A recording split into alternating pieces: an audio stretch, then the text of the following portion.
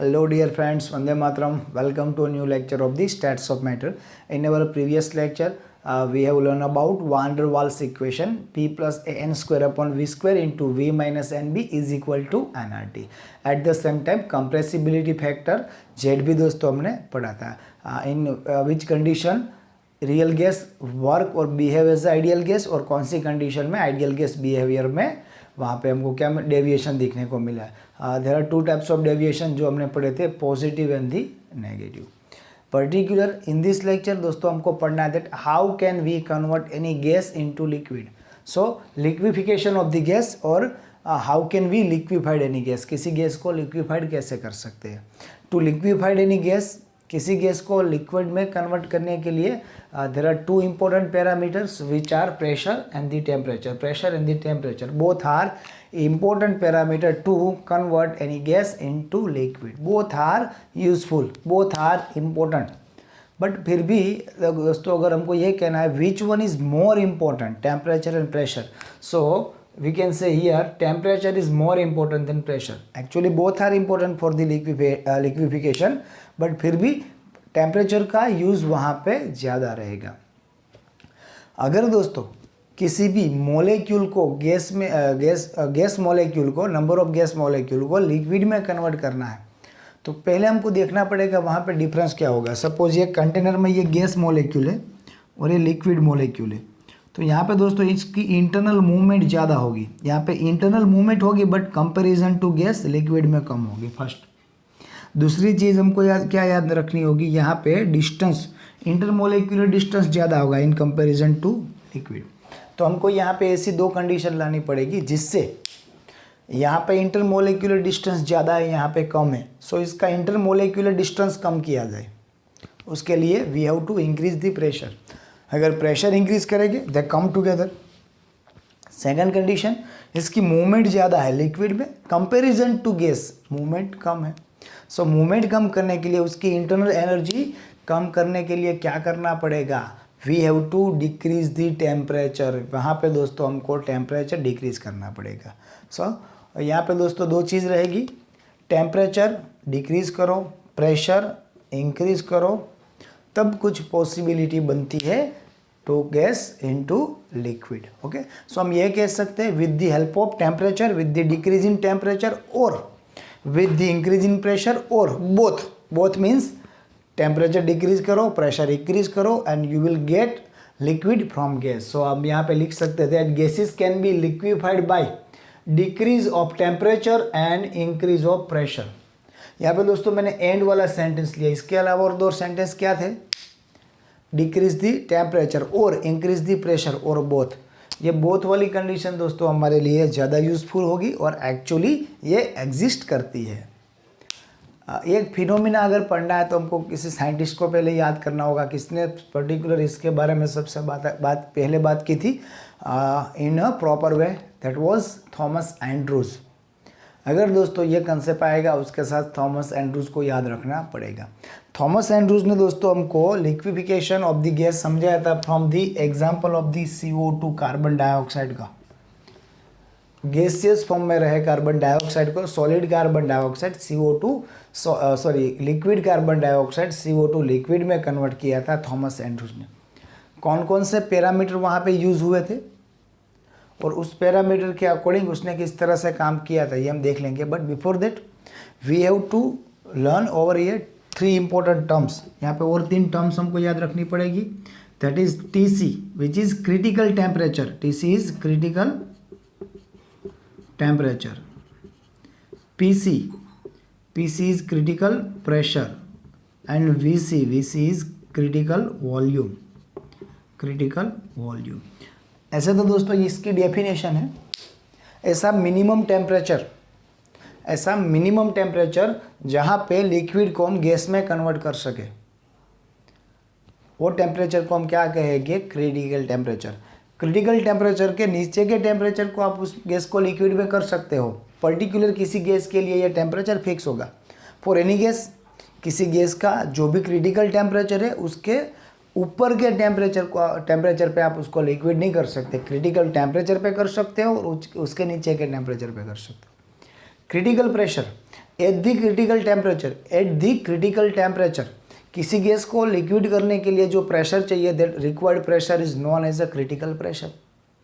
For one mole gas at critical temperature and critical pressure, volume occupied by that gas is known as a critical volume. Sir ये तो मतलब definition हुई, but यहाँ से कुछ समझ में नहीं आया. सो दोस्तों हम क्या करेंगे, ये पूरा लिक्विफिकेशन देखने के साथ ये डेफिनेशन को समझेंगे. ठीक है. सपोज मेरे पास कोई गैस है, उसका प्रेशर कम है. यहाँ पे ये दोस्तों वाई एक्सिस पे हमको प्रेशर दिख रहा है. The value of the pressure is down. अगर प्रेशर कम रहा as per as Boyle rules, उसका वॉल्यूम ज़्यादा होगा. Suppose this is the volume at the point A, this is the volume of the gas. अभी दोस्तों ये एक्सपेरिमेंट में जब कर रहा हूँ, at the time temperature is constant. मेरे पास at low pressure at 13.1 degree centigrade temperature CO2 gas is there. So this point A indicates the volume of the gas. So हमको पता चला अगर प्रेशर कम है तो उसका वॉल्यूम ज़्यादा ही होगा. यही टेम्परेचर को कांस्टेंट रख के at the constant 13.1 degree centigrade I am going to increase the pressure. यहाँ पे दोस्तों इसका टेम्परेचर मैंने रख दिया 13.1, that is constant.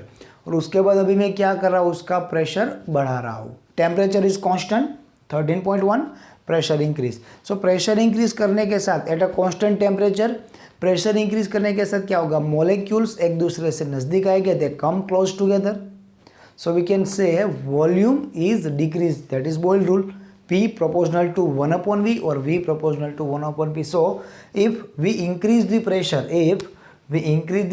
volume decrease. So यहाँ पे you can see volume is decrease. आपको पता चला, ये थोड़ा आपको कर्व दिख रहा है या फिर क्लियर लिखे, कुछ इस तरह से लिख देते. Suppose this is point A. So with increase in pressure volume decrease. Volume decrease होकर कहाँ पे पहुँचा, पॉइंट बी पे. पहले दोस्तों जब प्रेशर कम था, इतना ही प्रेशर था, तब वॉल्यूम ज़्यादा था. प्रेशर इंक्रीज हुआ, इंक्रीज होने के साथ दोस्तों आप देख सकते हो प्रेशर इंक्रीज होने के साथ वॉल्यूम भी डिक्रीज हुआ. फिर उसके बाद दोस्तों after point B CO2 gas is started to convert into liquid. यहाँ से दोस्तों from the point B CO2 is started to being in liquid. Liquid होना शुरू हो गया. The straight line indicates that यहाँ पे liquefaction process जारी है. At the point C, जितना भी CO2 हमारे पास था उन सब का वॉल्यूम कम हो गया, because now whole CO2 gas, all volume of the CO2 gas is converted into liquid at point C. दोस्तों कंप्रेसिबिलिटी फैक्टर की बात कर रहे हैं particular for gases, then we can say gas is compressible. वो हमने बॉयल रूल में भी पढ़ा था. बट लिक्विड एंड सॉलिड, अगर उन दोनों की कंप्रेसिबिलिटी की बात करें, solid is non compressible. Liquid की कंप्रेसिबिलिटी है बट वेरी मच लोअर, एकदम कम. 298 degree centigrade 293 degree centigrade, sorry I mean to say at 293 kelvin temperature. अब 293 केल्विन टेम्परेचर पे 1000 बार तक का प्रेशर लगाओ, तब दोस्तों लिक्विड का वॉल्यूम 100 ml से 96 ml होगा. आई मीन टू से 4% वहाँ पे वॉल्यूम डिक्रीज होगा. So compressibility for the liquid is lower. Solid के लिए तो है ही नहीं, गैस के लिए कंप्रेसिबिलिटी ज़्यादा थी. दैट्स वाई प्रेशर इंक्रीज होने के साथ वॉल्यूम घटा, वॉल्यूम कम हुआ, यहाँ तक आया. उसके बाद लिक्विफिकेशन शुरू हुआ. अभी यहाँ पे पूरा लिक्विड है. अभी आप कितना भी प्रेशर इंक्रीज करो दोस्तों, वॉल्यूम में कुछ ज़्यादा चेंज नहीं होगा. That is point D. ये गैप ज़्यादा है, यहाँ पे गैस था, दैट्स वाई वॉल्यूम जल्दी से कम हुआ with the increase in pressure. But here there is no major change in volume with increase in pressure, because from the point C we didn't have CO2 gas, we have CO2 liquid. That's why. So फिर से दोस्तों ये experiment आपको elaborate करता हूँ. At the point A, at the low pressure we have CO2 gas, that is the volume of the CO2. With increase in pressure volume of the CO2 is decreased. Point B, वहाँ पे दोस्तों और pressure increase करना शुरू किया. At 13.1 degree centigrade CO2 started convert into liquid.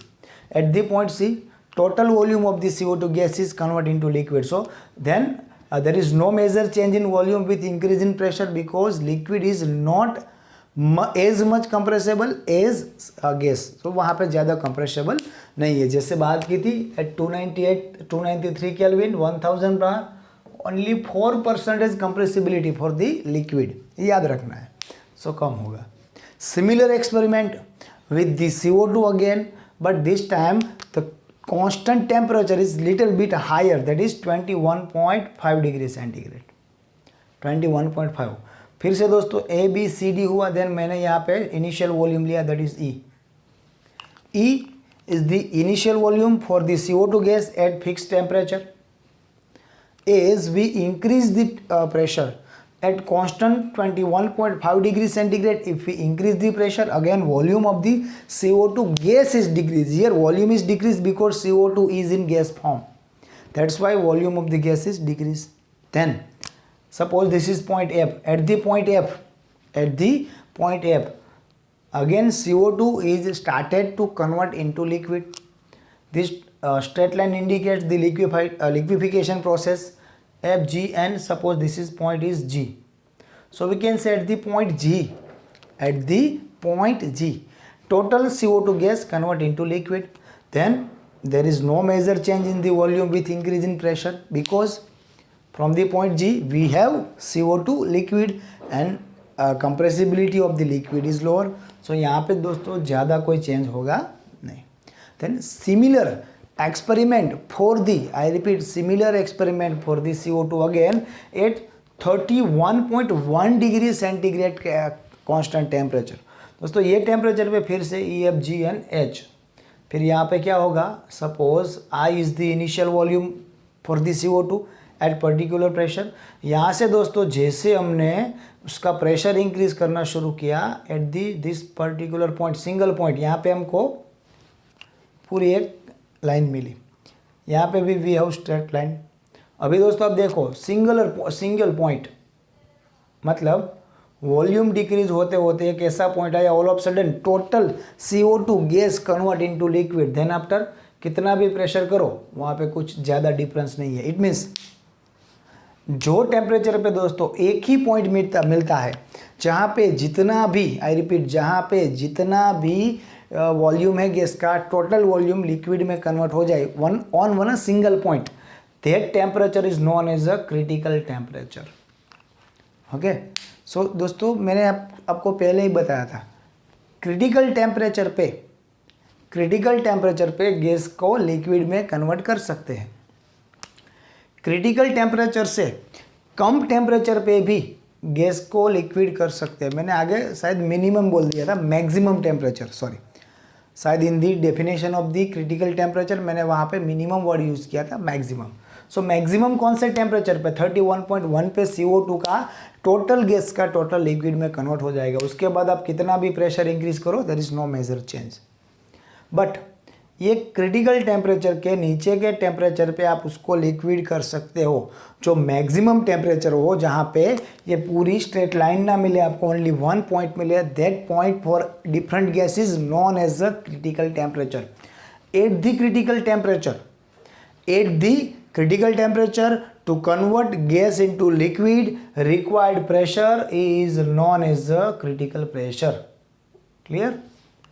फिर से दोस्तों, at the critical temperature of any gas, the required pressure to convert gas into liquid, that pressure is known as the critical pressure. Clear?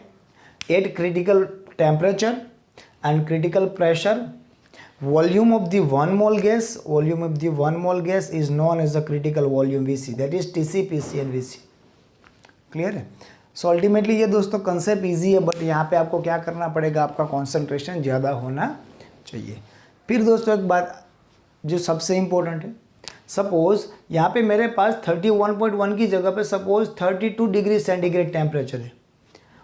मैं यहाँ पे दोस्तों कितना भी pressure लगा लूँ, if this pressure is much higher than critical pressure, तो अभी दोस्तों क्रिटिकल टेम्परेचर के ऊपर के टेम्परेचर पे मैं किसी गैस को लिक्विड में कन्वर्ट नहीं कर सकता। मैक्सिमम क्या होगा, जैसे दोस्तों मैं प्रेशर इंक्रीज करूँगा that molecules come together, they can compress but they can not convert into liquid.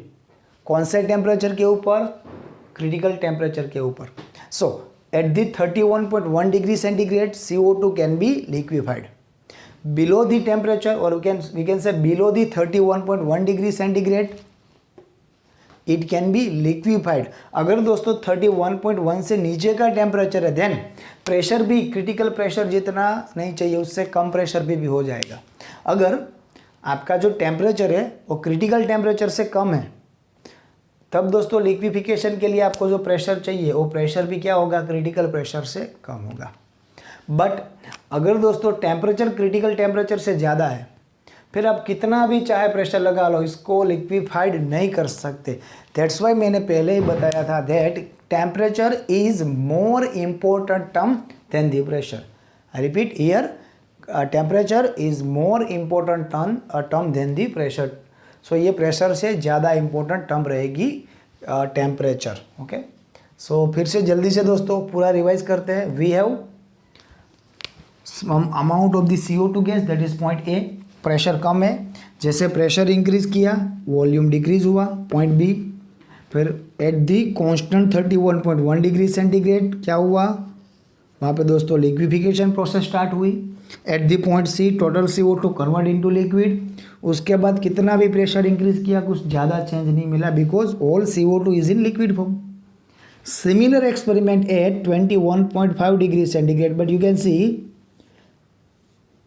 The width of the straight line is smaller, इससे ज़्यादा कम है, मतलब कम है। उसके ऊपर के टेम्परेचर पर जैसे जैसे ऊपर जाओगे ए लेंथ कम होती जाएगी और फिर एक टाइम ऐसा आएगा जहाँ पे आपको सिंगल पॉइंट ही मिले। जब सिंगल पॉइंट मिलता है वो टेम्परेचर को हम क्रिटिकल टेम्परेचर कहते हैं। एट द क्रिटिकल टेम्परेचर जो प्रेशर चाहिए to liquefied that is critical pressure and volume for the one mole gas at TC and PC that is critical volume. Critical temperature के ऊपर के temperature पे आप चाहे कितना भी प्रेशर लगा लो gas can not be liquefied. Yes, but उसके नीचे के टेम्परेचर पे अगर आप उसको लिक्विफाइड करना चाहो यू कैन, बट वहाँ पे एक कंडीशन ये रहेगी दैट प्रेशर क्रिटिकल प्रेशर जितना हाई नहीं चाहिए उससे कम प्रेशर पे भी चलेगा। सो अल्टीमेटली आपने देखा होगा हम यहाँ पे टेम्परेचर डिक्रीज करते हैं लिक्विफाइड। सपोज मेरे पास CO2 गैस है और अभी मेरे पास जो टेम्परेचर है दैट इज़ 50 डिग्री सेंटीग्रेड है। 50 डिग्री सेंटीग्रेड पे मैं उसका प्रेशर इंक्रीज कर रहा हूँ but CO2 can not convert into liquid, नहीं हो रहा है। फिर मैंने क्या किया 50 सेंटीग्रेड को डिक्रीज करके मैंने क्या कर दिया 45 डिग्री सेंटीग्रेड किया। फिर मैंने प्रेशर अप्लाई किया, again CO2 is in gas form, there is no liquefaction. फिर मैंने 40 डिग्री सेंटीग्रेड किया, एकदम प्रेशर इंक्रीज किया but still there is no liquefaction. वो टेम्परेचर डिक्रीज करते करते मैं कहाँ पे पहुँचा 31.1 पे पहुँचा। दोस्तों 31.1 पे मेरे को CO2 लिक्विड में कन्वर्ट होते हुए मिला। On the single point all of sudden all gas convert into all liquid on single point that is critical temperature. Below the critical temperature इसका लिक्विफिकेशन पॉसिबल है, पूरी एक लाइन मिलेगी, तब प्रेशर इतना हायर नहीं चाहिए। जो भी रेफरेंस बुक दोस्तों आप फॉलो करेंगे, जो भी रेफरेंस बुक से आप रीड करते हो, इन ऑल केस सभी केस में आपको क्या मिलने वाला है, in all the case there is one common phenomena is that gas pressure increase करो at constant temperature, volume decrease होगा, फिर लिक्विफिकेशन होगा, फिर प्रेशर की कोई इम्पैक्ट नहीं होगी। थोड़ा अगर ऊपर टेम्परेचर है, सिमिलर प्रैक्टिकल, वॉल्यूम डिक्रीज होगा with the increase in pressure, फिर एक लाइन मिलेगी जहाँ पे लिक्विफिकेशन है, then no effect of the pressure, फिर एक पॉइंट मिलेगा वहाँ पे टोटल गैस लिक्विड में कन्वर्ट होगा। यही फिनोमिना चलता जाएगा। बट यहाँ पे दोस्तों हर बार आपको जो सेट मिलेगा वो डिफर। मैंने यहाँ पे एज पर एज रूल क्या किया, ABCD लिया। सो पहला सेट मिला ABCD, फिर यहाँ पे EFGH कहा सिमिलर, देन IJK कहा। अगर आप किसी मटेरियल को फॉलो करते हो, सपोज मैंने जहाँ पे ABCD लिखा, कहीं पे उन लोगों ने PQRS से स्टार्ट किया, जहाँ पे मैंने EFGH रखा शायद उन लोगों ने XYZW से स्टार्ट किया, तो ये चेंज हो सकता है बट कंसेप्ट में कोई चेंज नहीं होगा। सो किसी गैस को लिक्विड करने के लिए वो जो भी टेम्परेचर पे है वो टेम्परेचर डिक्रीज करते आओ, साथ में प्रेशर इंक्रीज करते जाओ, temperature decrease, pressure increase, the gas can be convert into solid from the particular CO2 example Thomas Andrews ने ये समझाया था। CO2 के लिए ये टेम्परेचर 31.1 डिग्री सेंटीग्रेड, ये आपको याद रखना है। बाकी के गैस के क्रिटिकल टेम्परेचर आपको मिलेंगे, उसको याद रखना होगा, but for the competitive exam, for the MCQ। अभी थोड़ा एडिशनल टॉपिक है दोस्तों, ये भी कम्पिटिटिव के लिए ही यूज में आएगा। सपोज मेरे पास दो गैस है, there is two gas, one is gas A and one is gas B। The critical temperature of gas A is TCA and critical temperature for the gas B is TCB. Critical temperature for gas A is 300 Kelvin and this is 320 Kelvin. So किसका critical temperature ज़्यादा है? 320 ज़्यादा है। ये दोनों gas को मेरे को सेपरेट आउट करना है। सो इसके लिए मैं क्या कर सकता हूँ, मैं यहाँ पे दोस्तों लिक्विफिकेशन प्रोसेस कर सकता हूँ। अगर दोनों के क्रिटिकल टेम्परेचर अलग है और अभी जो कॉमन टेम्परेचर है ये कंटेनर का, वो कितना है? That is 350 kelvin. Common temperature of the container is 350। वहाँ पे ये दोनों गैस है, इन दोनों को अलग करना है। From the liquefaction we can separate out that gases. कैसे दोस्तों? यहाँ पे हम टेम्परेचर पहले 350 पे प्रेशर इंक्रीज करके ट्राई करेंगे, दोनों में से एक शायद लिक्विफाइड हो जाए, नहीं हुआ देन टेम्परेचर डिक्रीज किया। टेम्परेचर दोस्तों डिक्रीज करते करते जब 320 पे पहुँचेंगे then gas B convert into liquid. Gas A gas form में रहेगा और गैस B लिक्विड में कन्वर्ट हो जाएगा। सो अगर आपके पास ये क्वेश्चन हो, देयर आर 2, 3, 4 और मोर गैसेस आर देयर, और सबको एक साथ हम क्या कर रहे हैं? प्रेशर इंक्रीज कर रहे हैं, टेम्परेचर डिक्रीज कर रहे हैं। सो सब में से कौन सा गैस पहले लिक्विफाइड होगा? तो आपके दिमाग में रहना चाहिए दैट जिसका क्रिटिकल टेम्परेचर ज़्यादा है, क्योंकि हम तो ऊपर से नीचे आ रहे हैं ना, ज़्यादा टेम्परेचर है, कम किया कम किया कम किया। सो ऊपर से नीचे आने के वक्त हमको पहले कौन मिलेगा? पहले वो मिलेगा जिसका टेम्परेचर ज़्यादा हो। सो 320 केल्विन वाला गैस है वो पहले लिक्विफाइड हो जाएगा, उसको हम अलग कर सकते हैं।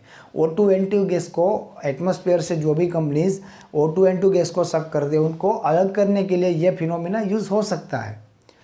दोनों में से जिसका भी क्रिटिकल टेम्परेचर ज़्यादा होगा वो पहले लिक्विफाइड होगा, उसको अलग कंटेनर में, गैस को अलग कंटेनर में, देन उसका यूज़ भी हो सकता है। अभी दोस्तों वन एडिशनल टर्म, हमने वान डर वाल्स इक्वेशन में दो कांस्टेंट पढ़े थे, that is constant A and constant B। Constant A का रिलेशन है अट्रैक्शन से, कांस्टेंट A का रिलेशन है अट्रैक्शन से, attraction between molecules, intermolecular attraction. So दोस्तों जितना अट्रैक्शन ज़्यादा है, ये मॉलिक्यूल एक दूसरे से दूर दूर है, बट सपोज इनके बीच में अट्रैक्शन ज़्यादा है, then they can come closer easily. अगर अट्रैक्शन ज़्यादा है तो इट मीन्स जितना value of the constant A is higher, the attraction is higher, the attraction is higher, the possibility to come close together is also higher. अगर वो एक दूसरे से नज़दीक आए तभी हमको एक ही काम करना पड़ेगा, उसकी मोशन कम करनी है by decreasing pressure. So we can say जितना अट्रैक्शन ज़्यादा उतना इजीली हम लिक्विफिकेशन कर सकते हैं। सो अगर value of the A is higher, value of the constant A is higher, the liquefaction is higher, liquefaction भी ज़्यादा होगा। This is for the value of the A, this is for the liquefaction. At the same time B का relation है volume से, मतलब बड़ा volume, जितना B ज़्यादा इतना वॉल्यूम बड़ा, इतने मॉलिक्यूल एक दूसरे से दूर है, जितने मॉलिक्यूल दूर है उसको नज़दीक लाने में ज़्यादा एफर्ट करना पड़ेगा। सो वहाँ पे लिक्विफिकेशन कम होगा। So value of the constant B is higher, liquefaction is lower. So इसके रिलेशन में MCQ आ सकते हैं। There are some gases, value of the constant A for different gases is something like this A, B, C, D etcetera. और वहाँ पे दोस्तों आपको पता चला जिसका वैल्यू ऑफ द A ज़्यादा होगा और जिसका वैल्यू ऑफ द B कम होगा उसका सबसे ज़्यादा लिक्विफिकेशन होगा, क्योंकि अगर किसी गैस को लिक्विड में कन्वर्ट करना है, जितनी value of the A higher है और जितनी value of the B lower है उतना वहाँ पे पॉसिबिलिटी ज़्यादा होगी। ठीक है। अभी दोस्तों मेजॉरिटी केस में ये एक्सपेरिमेंटल डेटा, एक्सपेरिमेंट करने के बाद आया डेटा है, जितने भी परमानेंट गैसेज है, permanent gases means Cl2, H2, O2, N2 etcetera, जो bi bond they are gases, bimolecular gases, ये परमानेंट गैसेज, उसका क्रिटिकल टेम्परेचर जनरली वहाँ कैसा रहेगा? लो रहेगा। Critical temperature low, it means बहुत नीचे आना पड़ेगा तभी उसको लिक्विड कर सकते हैं। रिपीट दोस्तों, अगर हमारे पास परमानेंट गैसेस है, जो गैस ही है H2, N2, O2 एक्सेट्रा, उसका क्रिटिकल टेम्परेचर कम है, उसका क्रिटिकल टेम्परेचर कम है, इट मीन्स उसको लिक्विड करने के लिए बहुत नीचे तक टेम्परेचर को एकदम डिक्रीज करना पड़ेगा, सो लास्ट में लिक्विफाइड होगे। बट इनपरमानेंट गैसेस जो परमानेंट नहीं है, that is ammonia, carbon dioxide, H2O, H2S etcetera, इन सब का दोस्तों क्रिटिकल टेम्परेचर ज़्यादा है। सो जैसे ही हम टेम्परेचर डिक्रीज करते हैं वो पहले हमारे कांटेक्ट में आएंगे and they can convert into liquid easily. So majority case में आपको ये दिखेगा A for the HCl, ammonia, CO2, H2S is higher. इन सभी के लिए कांस्टेंट ए की वैल्यू हायर होगी क्योंकि वो जल्दी से लिक्विफाइड होते हैं, क्योंकि उसका क्रिटिकल टेम्परेचर ज़्यादा है। यहाँ पर दोस्तों क्रॉस रिलेट करना है। सिमिलर केस, अगर ये परमानेंट गैस रहे उसको जल्दी हम लिक्विफाइड नहीं कर सकते बिकॉज वहाँ पे कांस्टेंट बी ज़्यादा है, क्रिटिकल टेम्परेचर कम है, इंटरमोलिक्यूलर अट्रैक्शन कम होगा। ठीक है, सो इसके अकॉर्डिंग ए और कांस्टेंट बी के अकॉर्डिंग कोई क्वेश्चन आए वो भी आपको मालूम होने चाहिए। फिर ये अपना जो कंसेप्ट है लिक्विफिकेशन, उसको समझने के लिए वीडियो आप रिपीट कर सकते हो। Then there are some additional concept, यहाँ पे कुछ फॉर्मूलाज है जो आपको याद रखने होंगे, वो भी पर्टिकुलर कॉम्पिटिटिव एग्जाम के लिए ही, और उसको डिराइव नहीं करना है, डायरेक्टली याद ही रखना है फ्रॉम दिस 3 फॉर्मूला। बाकी का हम देखते हैं किस तरह से अप्लाई कर सकते हैं। अगर दोस्तों critical constant means critical temperature, critical pressure and critical volume, क्या था मैक्सिमम रिक्वायर्ड टेम्परेचर जहाँ पे गैस को लिक्विड कर सकते हैं, that is critical temperature. Critical pressure, minimum required pressure to convert gas into liquid at critical temperature is critical pressure. Volume, critical volume for 1 mole gas, volume occupied by gas at which condition, critical temperature and critical pressure, that is critical volume. So ये formula याद रख दो, critical temperature is equal to 8A/27 RB, in which R is the gas constant, A in B are van der Waals constant जो हमने आगे पढ़े थे। Critical pressure PC is equal to A/27 B square and the critical volume 3B where R is the gas constant. Alternatively, if PC, VC and TC of a gas are known, किसी gas के लिए तीनों value हमारे पास already है, PC, VC and TC, it is possible to calculate the value of A, B and R. अगर दोस्तों यहाँ पे हमारे पास A, B की वैल्यू नॉन है, so from the value of A, B and R we can calculate TC, VC और PC. At the same time, if we have TC, VC and PC, then we can calculate value of A, value of B and value of R also. So यहाँ पे दोस्तों याद रखना है that B is equal to VC/3, R is equal to दोस्तों यहाँ पे R हम क्या लिख सकते हैं, R is equal to 8 into PC VC/TC। Sir ये कैसे हुआ, यहाँ पे दोस्तों सपोज हमको R ढूंढना है तो R की जगह पे हम क्या लिख सकते हैं, ऊपर और TC नीचे। R is equal to 8A/27 TC into B, और वहाँ पे दोस्तों हम क्या करें, वैल्यू ऑफ द बी लिख दे, और value of the A from year, यहाँ से वैल्यू ऑफ द ए लिख दे तो ये आर की वैल्यू हो जाएगी। Here A is equal to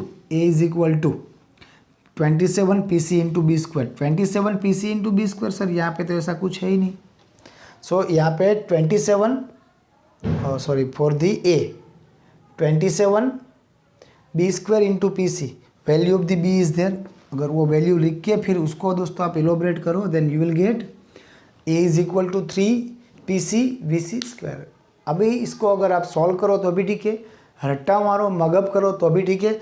आप क्या करो, just simply A is equal to, यहाँ पे ए फाइंड आउट करो, A is equal to PC into 27 into B square, वहाँ पे बी स्क्वायर की जगह पे लिख दो V square by 3 square, then आपको ये वैल्यू दोस्तों मिल जाएगी। अभी ये दोनों वैल्यू पहले यहाँ पे R को फाइंड आउट करो, R is equal to 8A/27 B into TC ये करो, और फिर वहाँ पे A and B value from the A and B put down करो, you will get this formula for the R।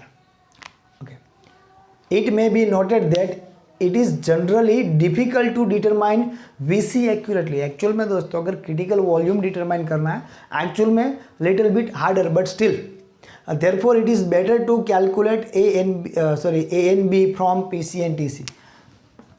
ज़्यादातर केस में क्या करते हैं दोस्तों, क्रिटिकल वॉल्यूम को कैलकुलेट करना, डिटरमाइन करना थोड़ा हार्ड है। सो ऐसा फॉर्मूला डिराइव करो जहाँ पे आपको क्रिटिकल वॉल्यूम की ज़रूरत ही ना पड़े। सो यहाँ पे जो क्रिटिकल वॉल्यूम था हमारे पास VC is equal to 3 into B. VC is equal to sir 3 RTC upon 8 PC हुआ। VC is equal to 3 into B, in which B is equal to VC by 3, in which VC is equal to, क्या कर सकते हैं, if we want to calculate the value of the VC कैसे हम convert कर सकते हैं, VC is equal to 3 into B, VC is equal to 3 into B, in which value of the B is VC by 3 again।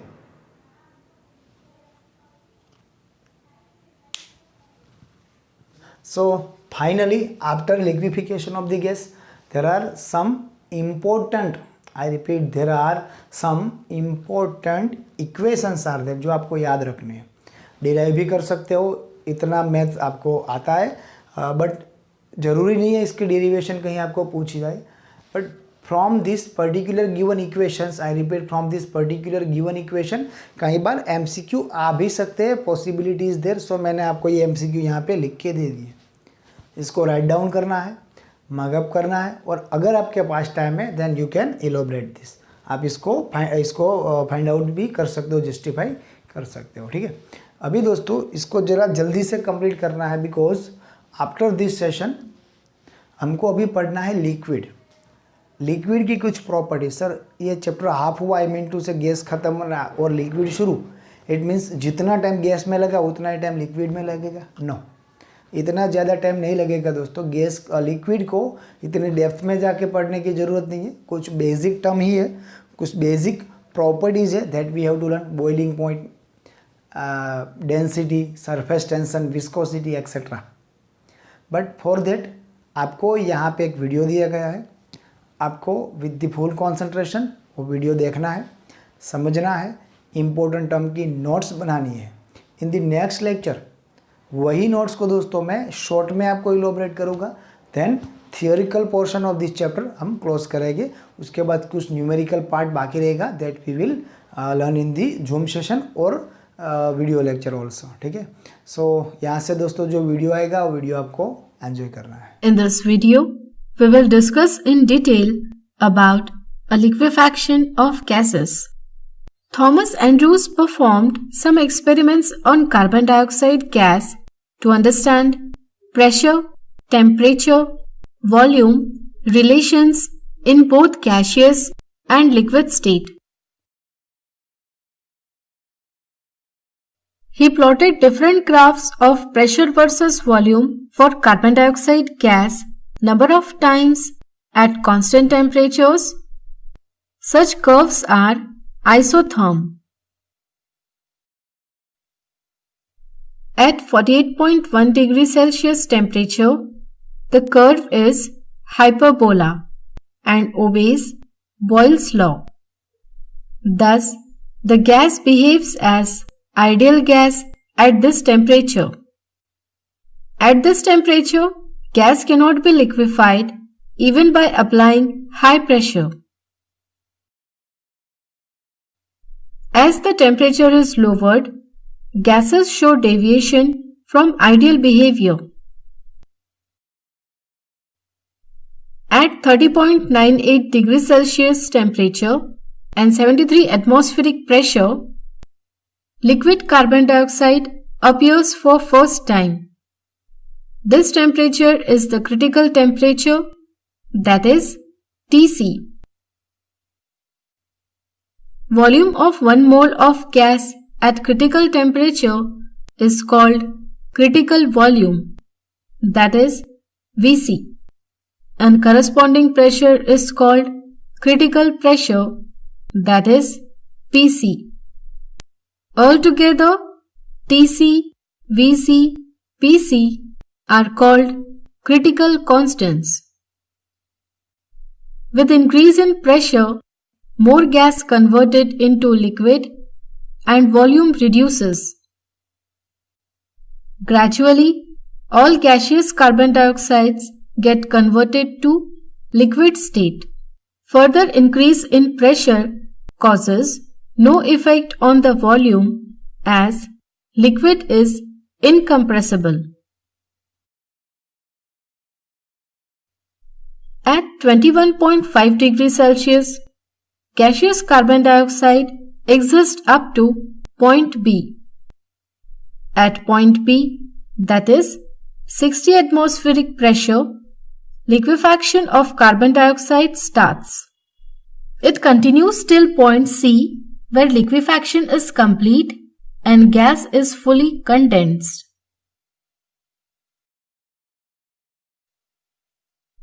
At 13.1 degrees Celsius and 50 atmospheric pressure, the liquefaction starts at I and complete at point J. Thus we can say that the gas can be liquefied easily at lower temperature and lower pressure. Conclusions from graphical study. In the region to the right of dome-shaped curve and to the right of 30.98 degrees Celsius isotherm, carbon dioxide is in gas phase. However, to the left of dome-shaped curve and left of 30.98 degrees Celsius isotherm, carbon dioxide is in liquid phase.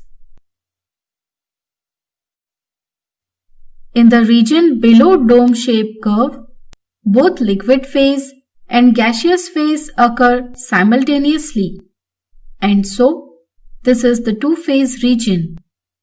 Here there is equilibrium between the two phases. It is possible to change a gas into liquid or liquid into gas by a process in which there is only one phase anytime. For example, gas phase can be converted to liquid phase by going via the curve A, F, G to H. It is found that all gases show same behavior as that of carbon dioxide. Since there is continuity between gaseous and liquid state, so we use the term fluid to recognize their continuity. Following tables show values of critical constants of some substances. Here we complete topic on liquefaction of gases. इस video में हम discuss करेंगे second state of matter की। जी हाँ, वो है liquid.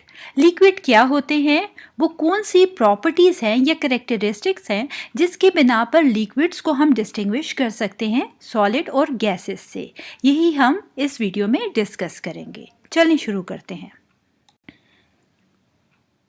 What is liquid? Liquid क्या है? चलें डेफिनेशन को देखते हैं। One of the four main states of matter composed of molecules that can move about in a substance but are bond loosely together.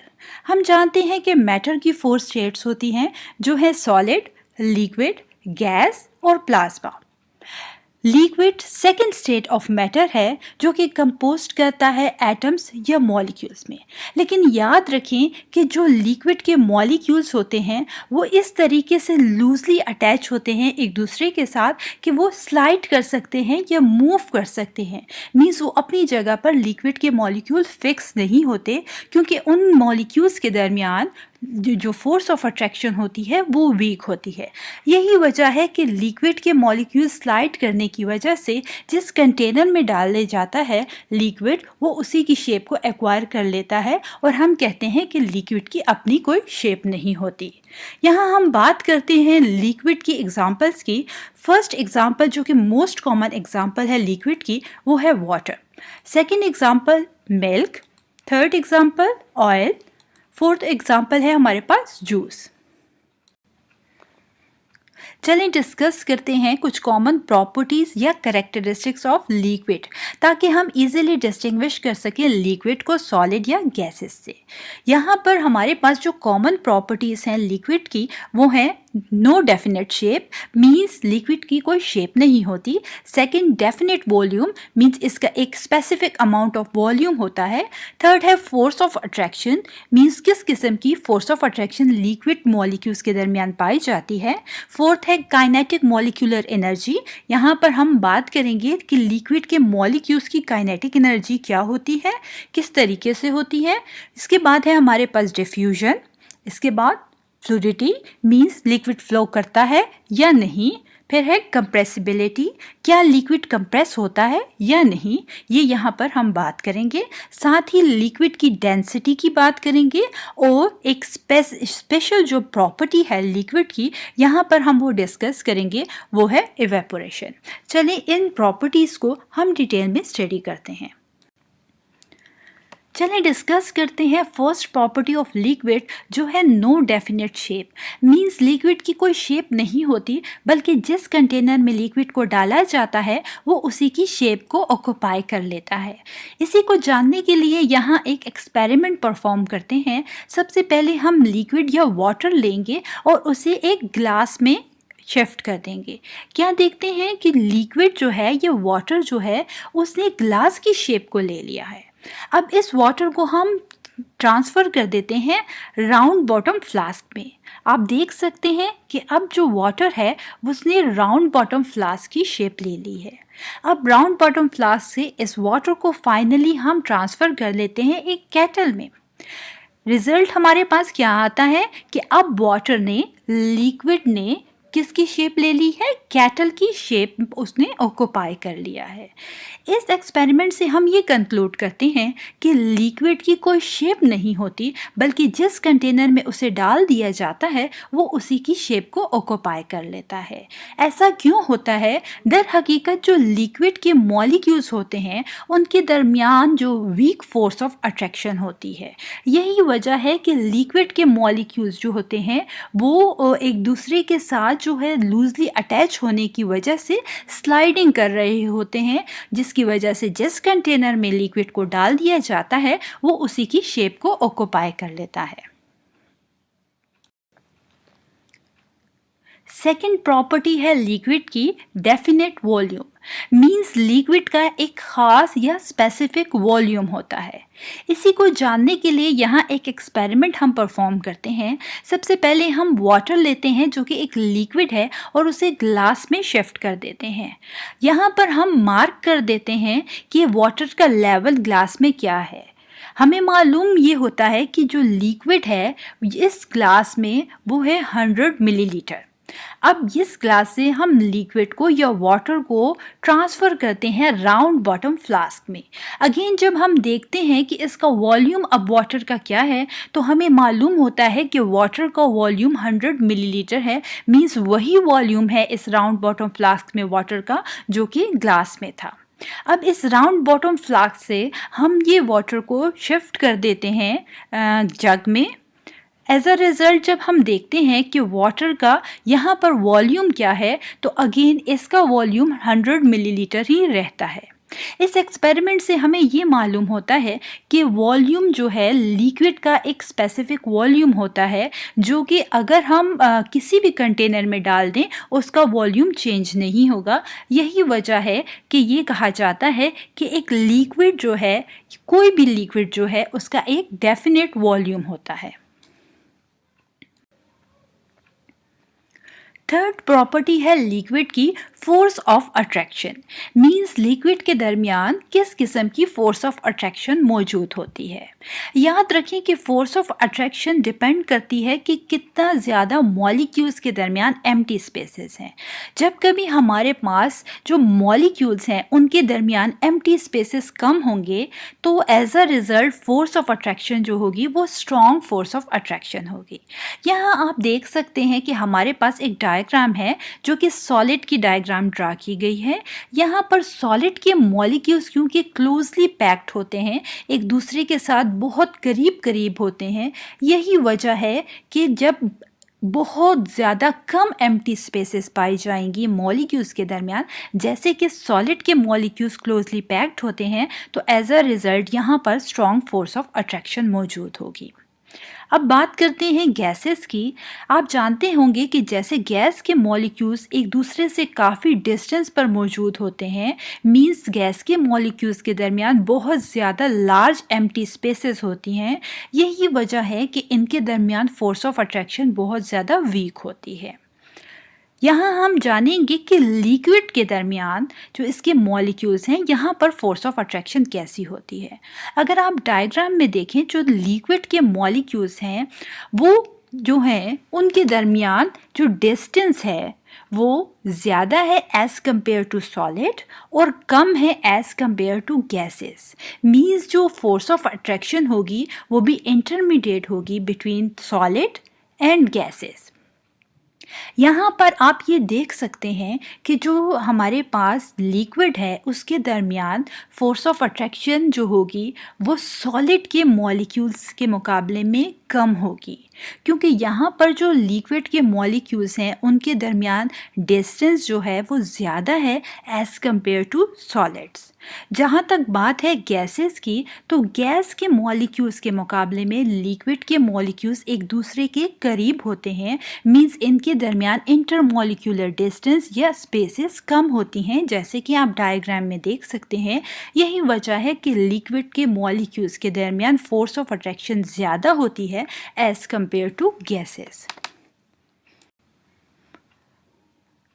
Fourth property है liquid की kinetic energy of molecules. Average kinetic energy of the liquid molecules is more than in the solid state. यहाँ पर आप देख सकते हैं कि जो काइनेटिक एनर्जी होती है वो डायरेक्टली प्रोपोर्शनल होती है empty spaces between the molecules.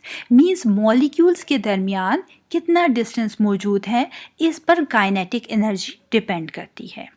जितना ज़्यादा मॉलिक्यूल्स जो होंगे उनके दरमियान एम्प्टी स्पेसेस या इंटरमॉलिक्यूलर डिस्टेंस कम होगा, काइनेटिक एनर्जी वहाँ उतनी ही कम होगी। जितना ज़्यादा मॉलिक्यूल्स के दरमियान डिस्टेंस या स्पेस ज़्यादा होगा उतनी ज़्यादा काइनेटिक एनर्जी भी ज़्यादा होगी।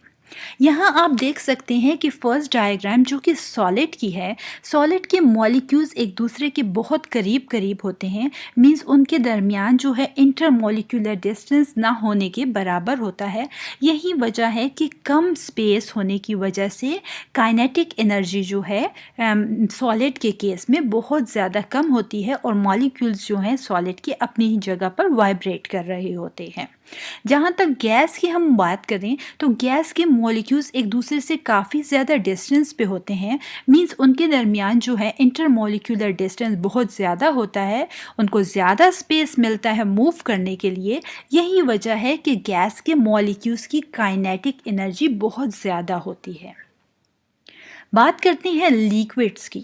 लिक्विड्स के मॉलिक्यूल्स जैसे हम ऑलरेडी डिस्कस कर चुके हैं कि इनके दरमियान जो डिस्टेंस होता है वो ज़्यादा होता है एज़ कम्पेयर टू सॉलिड और कम होता है एज़ कम्पेयर टू गैसेस। ठीक है, यही वजह है कि जो काइनेटिक एनर्जी होगी लिक्विड के मॉलिक्यूल्स की वो इंटरमीडिएट होगी बिटवीन सॉलिड्स एंड गैसेस।